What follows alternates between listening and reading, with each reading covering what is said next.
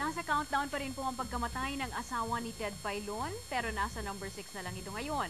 Naniniwala ang forensic expert na kinumisyon ng Filon family na nag-suicide at hindi minurder ang misis ni Ted. May report si Andrea Bautista para sa ating story number 6.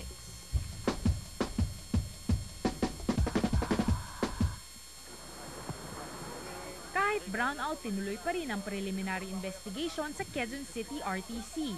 Kinikwestiyon ng abogado ni Filon ang kasong obstruction of justice na kinaso laban sa broadcaster. Sinasagot namin yung mga akusasyon nila obstruction of justice. Ang sinasabi namin doon, hindi naman pwedeng magkaroon ng obstruction of justice na walang krimen.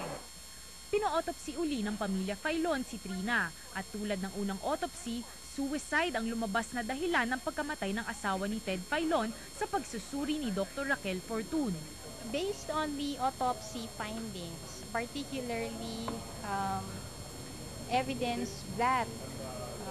evidence of close range of fire, not actual contact, that is indicative of a self-inflicted and intentional injury, and therefore we classify that as a suicide. From right to left temple ang direksyon ng pagpasok ng bala sa utak ng biktima. Sa sugat ng ulo, may nakita si Fortun na itim-itim. Ito daw ay carbon deposits na iipon kapag pumutok ang baril habang nakadikit sa balat. Kasi kapag may nasusunog ang isang bagay, okay, nalalagay yan sa loob. Bakit? Kasi pag nagpaputok ka ng baril, yung bala pumapasok sa iyo. Pero sa paligid ng bala, maraming gases. Yung gases actually ang nagpapabilis dun sa pagtakbo ng bala na yun. Yun ang very destructive. Pero marami pa daw kailangan i-consider maliban sa autopsy report, tulad ng physical na ebidensya at statement ng mga witness.